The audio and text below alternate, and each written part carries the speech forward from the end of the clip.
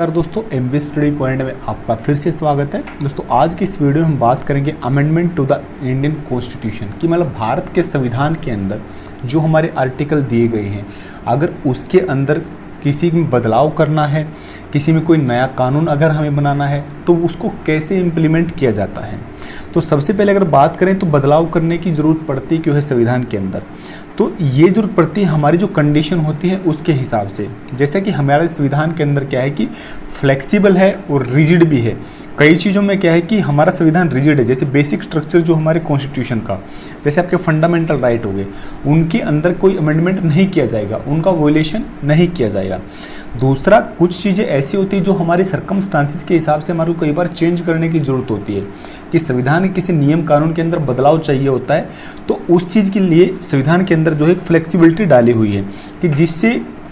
ऐसा प्रावधान दिया गया है भारत की पार्लियामेंट को कि उन नियम कानूनों को फॉलो करते हुए वो इसके अंदर बदलाव कर सकती है।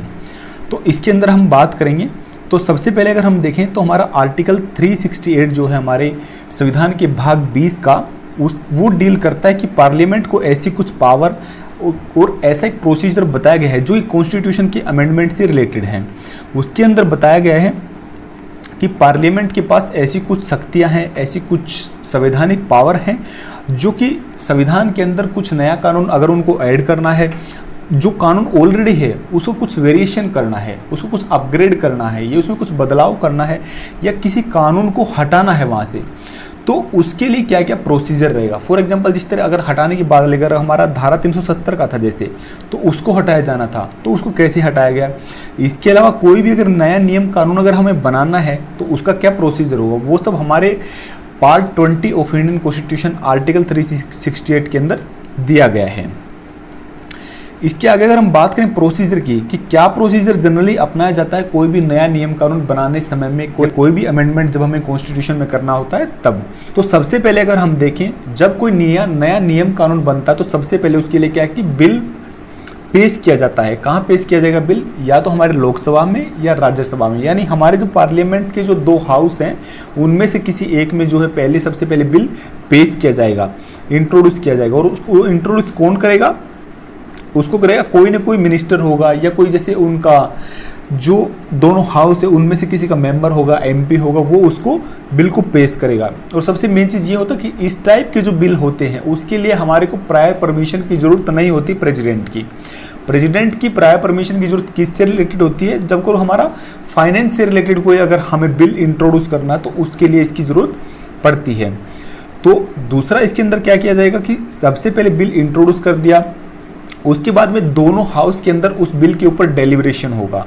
डेलिब्रेशन होने के बाद में उसके ऊपर वोटिंग होगी, स्पेशल मेजोरिटी देखी जाएगी उसके अंदर। स्पेशल मेजोरिटी आपकी होती है 2/3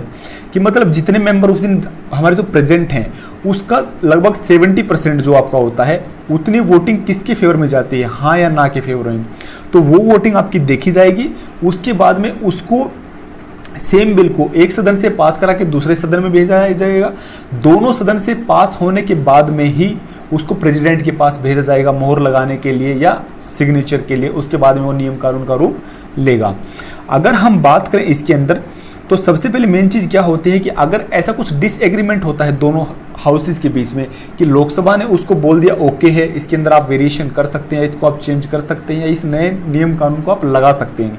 लेकिन सेम टाइम पे अगर राज्यसभा ने बोल दिया कि वो इसके फेवर में नहीं है, तो दोनों हाउस जो है उसके अंदर क्या होगा, डिसएग्रीमेंट होगा। तो उस टाइप का अगर कुछ डिसएग्रीमेंट होता है दोनों सदन के बीच में, तो ऐसा कोई प्रोविजन हमारे कॉन्स्टिट्यूशन में नहीं दिया गया कि कोई ज्वाइंट सीटिंग जो है दोनों हाउस की एक साथ बैठ के उसके ऊपर डिस्कशन कर सके। नेक्स्ट चीज अगर हम इसके अंदर देखें प्रोसीजर में, अगर हमारा बिल इस टाइप से रिलेटेड है कि वो हमारे कॉन्स्टिट्यूशन के फेडरल प्रोविजन को अमेंड करने जा रहा है, तो उसके अंदर क्या होता है कि हमारी जो स्टेट लेजिस्लेचर होती हैं, जो हमारी राज्यों की विधानसभाएं होती हैं, उनसे रेटिफिकेशन भी आवश्यक हो जाता है। जनरली उनमें क्या कि हाफ ऑफ द स्टेट से रेटिफिकेशन लिया जाता है। अगर इसका हम सबसे मेन एग्जांपल देखें तो हमारा जैसे जीएसटी आया था, गुड्स एंड सर्विस टैक्स, उसके टाइम पे क्या है कि हमारे जो स्टेट लेजिस्लेचर से भी इसका रेटिफिकेशन लिया गया था। तो जैसे कि हमने बताया कि जैसे उनका रेटिफिकेशन लिया जाएगा, इसके बाद में वहाँ से रेटिफाई होके आ गया, वहाँ से अप्रूव हो गया आ गया कि हाफ ऑफ द स्टेट ने उसके बिल के फेवर में अगर मान लो अपना वोट कर दिया, तो उसके बाद में बिल कंसेंट के लिए भेजा जाएगा किसके पास में, प्रेसिडेंट के पास में। और प्रेसिडेंट के पास क्या है कि ऐसी पावर है नहीं, वो उनके ऊपर क्या पुनर्विचार के लिए भेज सकता है, रिव्यू के लिए उस बिल को वापस कर सकता है सदन में, लेकिन उसको क्या है कि मैंडेटरी जनरली उसको साइन करना ही पड़ता है उस बिल को, जो कि लोकसभा और राज्यसभा ने पूर्ण बहुमत से अगर पारित करके कोई बिल भेज दिया साइन करवाने के लिए, तो उनको साइन करना ही पड़ता है, और वो सिग्नेचर होने के बाद में क्या है वो कानून का रूप ले लेता है। अब इसके आगे अगर हम बात करें कितने टाइप के अमेंडमेंट हो सकते हैं, तो जनरली जो है 3 टाइप के अमेंडमेंट होते हैं। तो सबसे पहले होता है हमारा सिंपल मेजोरिटी का, दूसरा होता है हमारा स्पेशल मेजोरिटी का, और तीसरा हमारा होता है जिसके अंदर हमारे हाफ ऑफ द स्टेट से भी रेटिफिकेशन चाहिए होता है।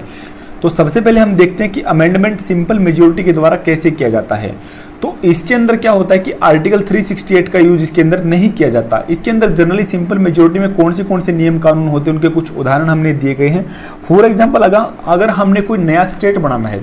तो उसके अंदर क्या है कि लोकसभा के अंदर डेलिब्रेशन हुआ, फिर राज्यसभा के अंदर मान लो डेलिब्रेशन हुआ, तो लोकसभा के अंदर जब डेलिब्रेशन हुआ तो उसके 50% जो मेंबर थे उस दिन, उन्होंने क्या है कि उसके फेवर में अगर मान लो वोट कर दिया कि हाँ ये नया स्टेट बनाया जाना चाहिए। इसी टाइप से राज्यसभा वालों ने भी कर दिया, उनके मेंबर ने भी। तो ये सिंपल मेजोरिटी हुई, मतलब 50% प्लस 1 मेंबर ने अगर मान लो उसके फेवर में वोट कर दिया, तो ये होगी सिंपल मेजोरिटी। तो इस टाइप के केसेस में क्या होता है कि सिंपल मेजोरिटी से जो है आपका नियम कानून बन जाता है। जैसे हमारा कोई लेजिस्लेटिव काउंसिल अगर किसी स्टेट में हमको बनानी है, या किसी स्टेट की बाउंड्री के अंदर अगर हमने कुछ चेंज करना हो, उसके एरिया से रिलेटेड, उसकी बाउंड्री से रिलेटेड, या सिटीजनशिप से रिलेटेड कोई अगर नियम कानून बनाना है जो कि पूरे देश के ऊपर इक्वली रूप से लागू होगा, तो इस टाइप के नियम कानून में क्या है सिंपल मेजोरिटी से काम चल जाता है। दूसरा हमारा जो होता है वो होता है स्पेशल मेजोरिटी का। स्पेशल मेजोरिटी के अंदर क्या होता है कि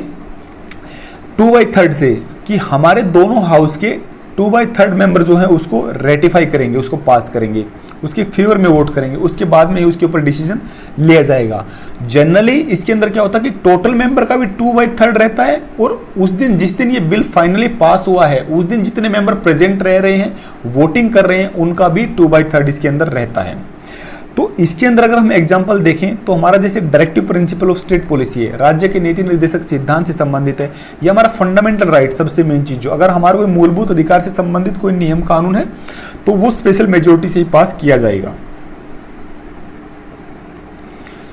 नेक्स्ट हमारा कि पार्लियामेंट की स्पेशल मेजोरिटी भी रहेगी, और उसके अंदर के साथ में क्या रहेगा, बाकी की जो हमारी स्टेट लेजिस्लेचर हैं उनका रेटिफिकेशन भी इसके अंदर इन्वॉल्व रहेगा। इस टाइप के नियम कानून अगर मान लो जैसे हमारे इलेक्शन है प्रेसिडेंट का, या कोई अगर हमें राज्यों को या केंद्र सरकार को कुछ एग्जीक्यूटिव पावर बढ़ानी या घटानी है, उससे रिलेटेड कोई नियम कानून है। इसके अलावा अगर हमारे जीएसटी था, जैसे हमने आपको एग्जांपल में बताया था कि गुड्स एंड सर्विस टैक्स के अंदर क्या है कि half of the state legislature का जो है इसके अंदर कंसेंट लिया गया था। तो ये सब नियम कानून के अंदर क्या होता है कि पहले जो हमारा स्पेशल मेजोरिटी पार्लियामेंट का वो भी रहेगा, उसके अलावा राज्य की विधानसभाओं का कंसेंट भी लिया जाएगा। इसके आगे अगर हम बात करें कि क्रिटिसिज्म क्यों किया गया अमेंडमेंट प्रोसीजर का, कि क्या क्या इसको क्रिटिसाइज किस तरीके से इसको किया गया, सबसे पहले इसका ये है कि स्टेट लेजिस्लेचर का इसके अंदर कंसेंट जो है केवल कुछ ही चीज़ों में लिया जाता है, मतलब सब चीज़ों में स्टेट लेजिस्लेचर को इन्वॉल्व नहीं किया जाता। केंद्र सरकार का पलड़ा भारी रहता है कॉन्स्टिट्यूशन के अंदर अमेंडमेंट करने के लिए। तो ये एक लोकतंत्र की खामी भी आप इसको बोल सकते हैं, क्योंकि हो सकता है कि केंद्र सरकार में किसी और की सरकार है और राज्यों के अंदर किसी और का रिप्रेजेंटेशन है, तो उसका इफेक्ट कहीं ना कहीं इस पर पड़ता है। अगला इसके अंदर खामी ये बताई गई है क्रिटिसाइजर्स ने कि ऐसा कोई प्रोविजन नहीं दिया गया भारत के संविधान में, अगर दोनों हाउस के अंदर अगर क्लैश होता है, कि उनके डिसीजन के अंदर डिसएग्रीमेंट अगर होता है, तो वो एक ज्वाइंट सीटिंग कर सकें। नेक्स्ट चीज इसके अंदर बताई गई है कि जो अमेंडमेंट का जो प्रोसीजर है हमारा, उसके अंदर वो क्या है कि बहुत ज्यादा लंबा चौड़ा स्केची टाइप है, मतलब क्या उलझा हुआ है। इसके अंदर काफी ऐसा कुछ स्कोप हमने छोड़ा हो गया है कि जिसके लिए बार बार जुडिशरी में अपील की जा सकती है। नेक्स्ट चीज क्या है कि कॉन्स्टिट्यूशन के अंदर ऐसा कुछ टाइम फ्रेम हमने नहीं दिया गया है कि जिसके अंदर स्टेट लेजिस्लेचर को जो है अपना कंसेंट देके बिल को वापस भेजना हुआ, क्योंकि स्टेट लेजिस्लेचर के पास में ऐसा कुछ नहीं कि जैसे बिल पास करे केंद्र सरकार ने स्टेट लेजिस्लेचर को दे दिया कि वो 10 दिन 15 दिन कितने टाइम के बाद उनको वापस देना ही होगा, अदरवाइज वो बिल क्या है साइन मान लिया जाएगा, अप्रूवल उसका मान लिया जाएगा। तो ऐसा कुछ फिक्स टाइम लिमिट प्रिस्क्राइब इसके अंदर नहीं किया गया है।